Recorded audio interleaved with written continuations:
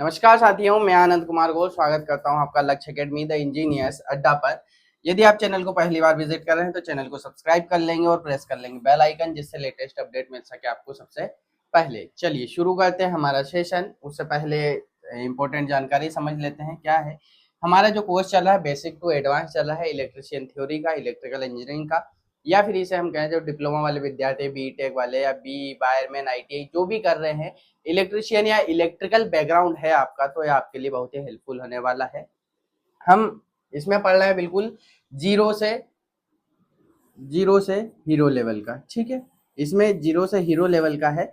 अगर आप कोर्स में इनरोल करना चाहते हैं तो आप हमारा कोर्स इनरोल कर सकते हैं। अभी ऑफर प्राइस चल रहा है जो कि है 999 ओनली। आप हमारा एप्लीकेशन डाउनलोड कर लेंगे जो कि आपको प्ले स्टोर पर मिल जाएगा। लक्ष्य अकेडमी TEA के नाम से आप यहाँ पर देख पा रहे हैं। इस सेशन में हम बात करने वाले हैं आपके जो सुरक्षा संबंधित नियम होते हैं उनके बारे में। सुरक्षा संबंधित नियम जो होंगे उनमें क्या क्या नियम है उनको पढ़ेंगे हम, आपकी सुरक्षा के लिए या फिर आप जहाँ पर काम कर रहे हैं उसकी सुरक्षा के लिए क्या चीजें आवश्यक है वह यहाँ पर हम पढ़ेंगे।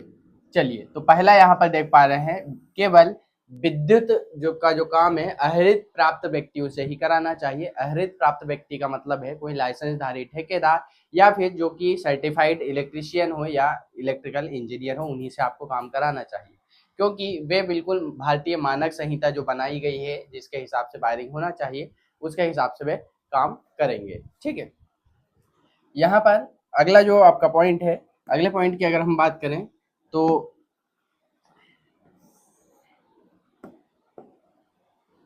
चलिए, क्या है, कार्यशाला के फर्श में जो आपके टूल्स है वो क्या हो, स्वच्छ और साफ हो। ठीक है, उत्तम दशा में रहें।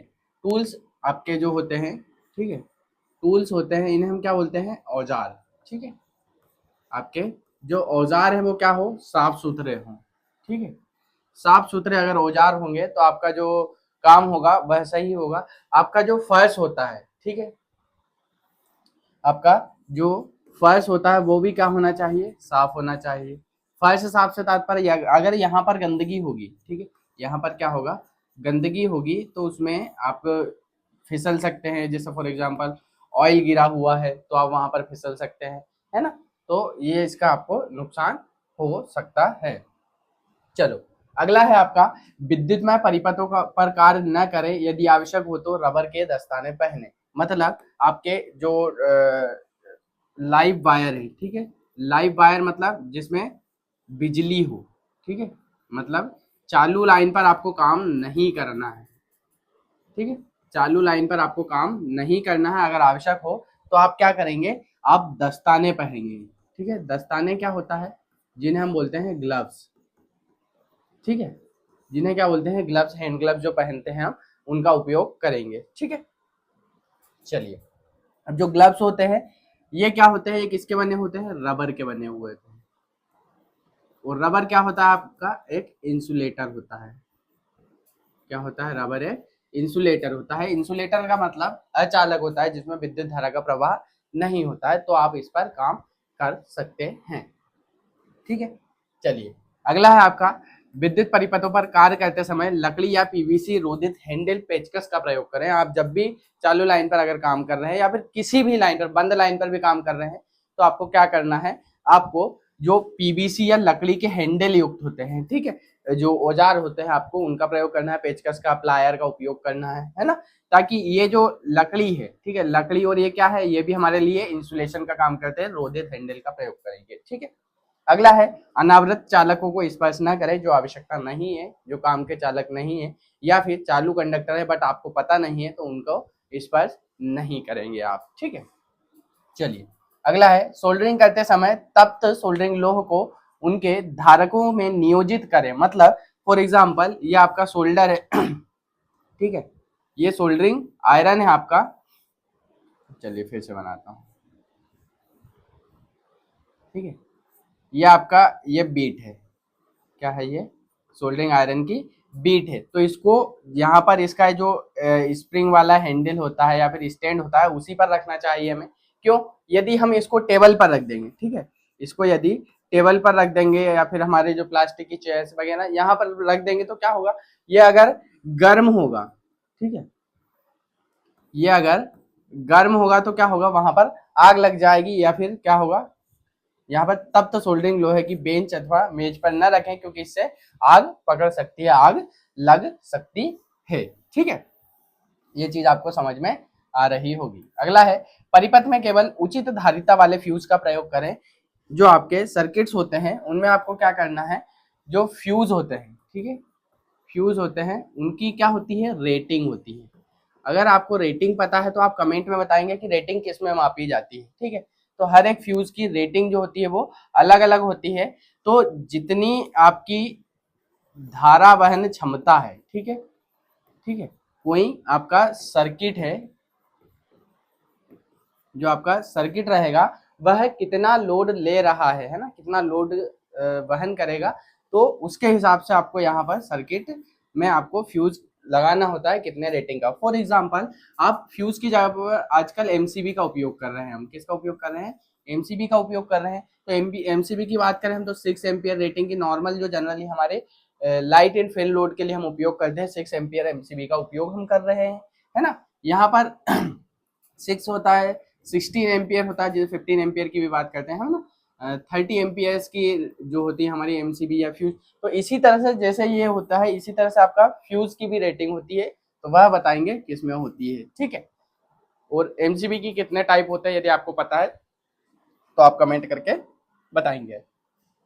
चलिए अगला है, यदि धारिता कम है तो भारित किए जाने पर लोड पर जल जाएगा। अगर आपके फ्यूज की रेटिंग कम है, क्या है, आपके फ्यूज की रेटिंग अगर कम रहेगी और आपका लोड ज्यादा रहेगा, तो जो आपका फ्यूज होगा, ठीक है, फ्यूज क्या होगा, एक तो फ्यूज आपका जल जाएगा, या फिर अगर ज्यादा फ्यूज, जो फ्यूज की रेटिंग है अगर ज्यादा रखेंगे, ठीक है, जैसे 6 एम्पियर की आवश्यकता थी, आपने वहां पर 16 एम्पियर का लगा दिया या 15 एम्पियर का लगा दिया।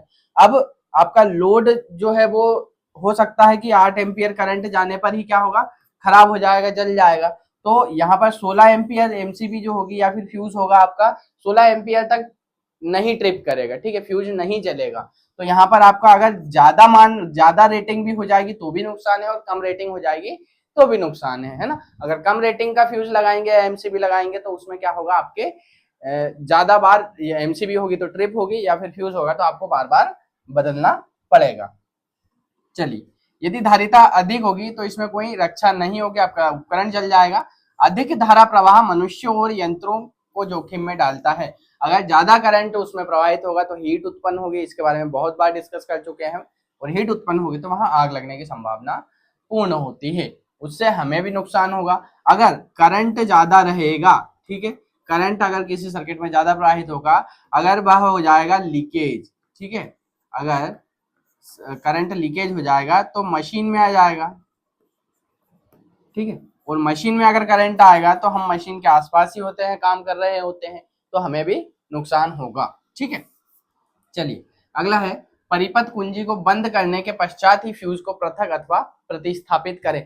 शब्दों का विशेष ध्यान रखें जो समझा रहा हूं, क्योंकि निम्मी के वर्ड है, ये क्वेश्चन सीधे के सीधे यहीं से ऐसे क्वेश्चन बनते हैं। प्रतिस्थापित क्या होता है इन्हें समझना होता है, इस छोटे छोटे शब्द हैं, इन्हें बहुत बारीकी से आपको ध्यानपूर्वक सुनना है और समझना है कि इस वर्ड को क्या बोला जाता है।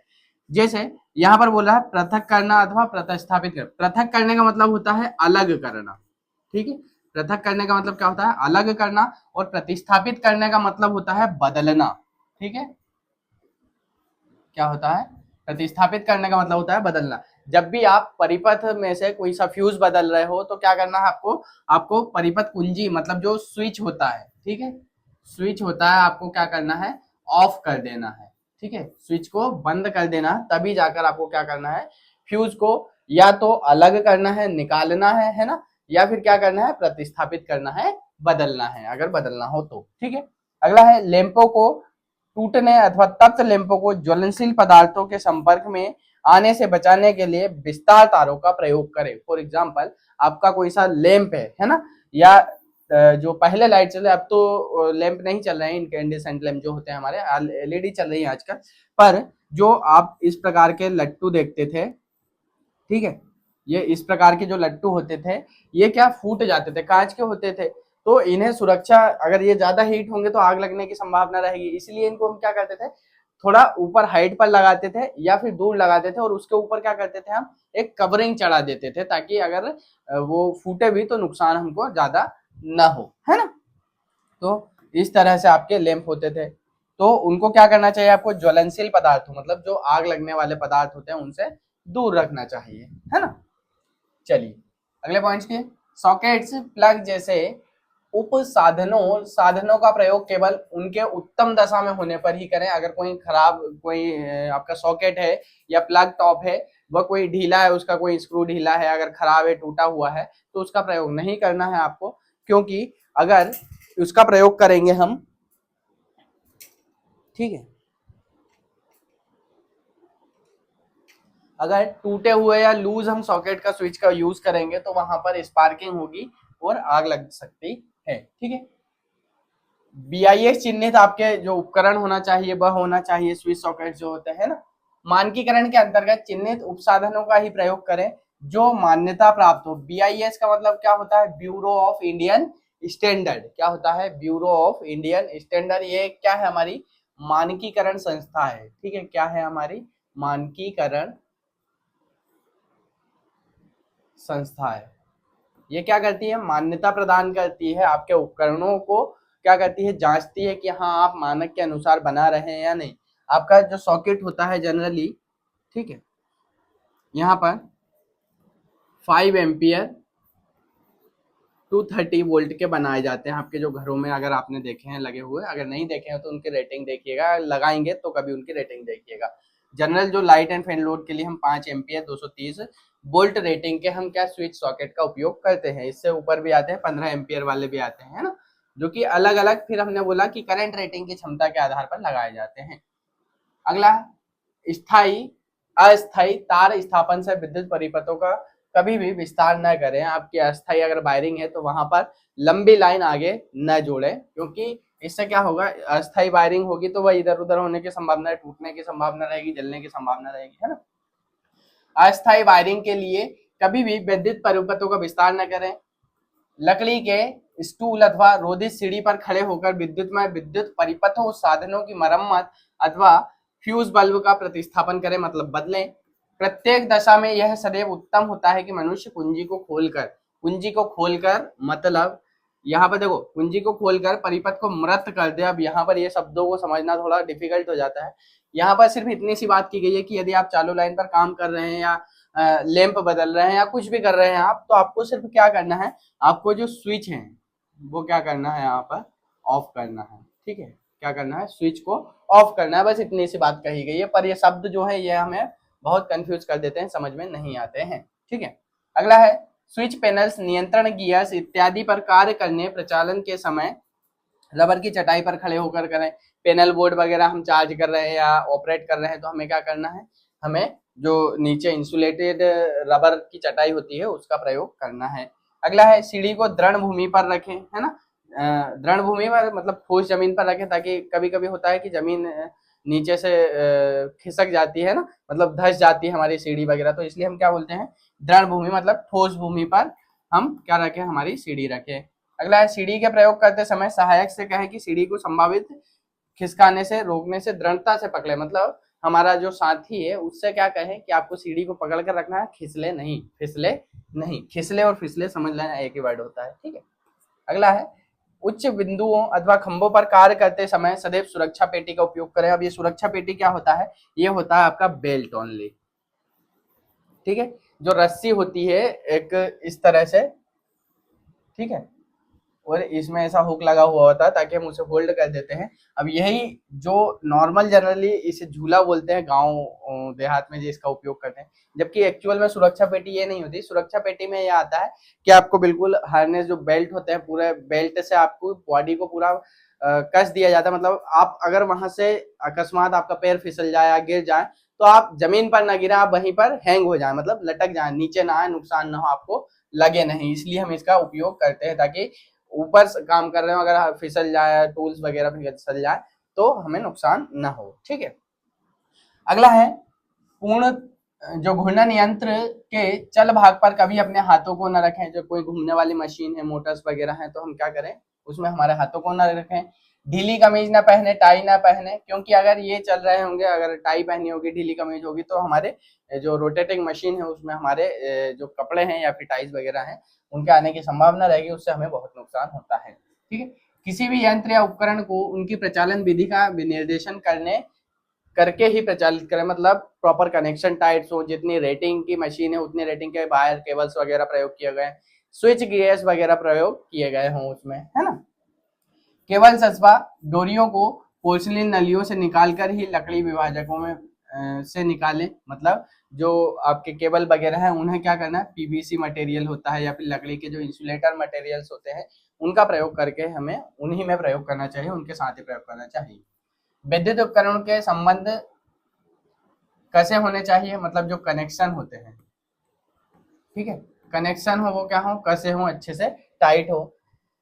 ढीले जुड़े केबल्स तप्त होकर अग्नि संकट उत्पन्न करते हैं, अगर कोई कनेक्शन लूज है, ठीक है, कोई कनेक्शन लूज है तो वो क्या होगा, वहां पर अग्नि उत्पन्न कर देगा, मतलब हीट उत्पन्न कर देगा और आग लग जाएगी वहां पर।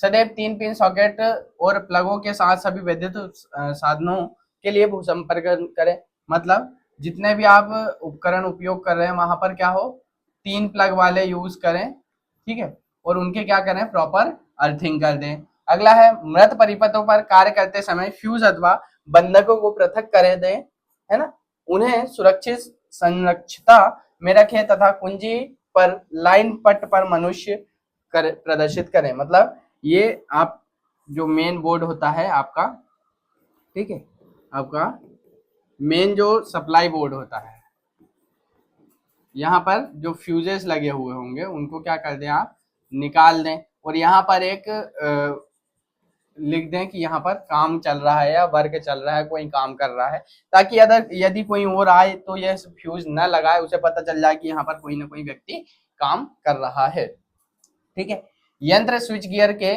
अंतपाशन को छेड़छाड़ न करे, ठीक है, जो आपके जितने भी उपकरण हैं उनके कवरिंग वगैरह की छेड़छाड़ न करें, है ना। अगला है जलवाहक लाइन से भूसंपर्क न करें, मतलब जहां पर पानी की लाइन हो वहां पर, मतलब जो पाइपलाइन होती है आपकी, ठीक है, वहां पर आप क्या ना करें, भूसंपर्क न करें, क्योंकि इलेक्ट्रोक्यूशन हो जाएगा वहां पर, अगर लीकेज करंट ज्यादा हुआ तो पूरी जो जमीन है वहां पर भी करंट फैल जाएगा, है ना, इसलिए। अगला है विद्युत उपस्करों, मतलब उपस्करों मतलब उपकरण, ठीक है, उपस्कर मतलब उपकरण, ठीक है, उपकरणों पर जल का प्रयोग न करें, विद्युत चालित उपकरण है वहां पर जल नहीं डालना है आपको। अगला है एचवी लाइन, एचवी लाइन मतलब हाई वोल्टेज लाइन, अथवा जो हाई वोल्टेज के उपकरण होते हैं वो संधारित्रों, ठीक है, से स्थैतिक वोल्टता को निरावेशित कर दें, जो आपके कैपेसिटर होते हैं वो चार्ज होते हैं, उनको क्या करना है, हमें डिस्चार्ज करना होता है, ठीक है, क्या कर दें, उन्हें डिस्चार्ज कर दें।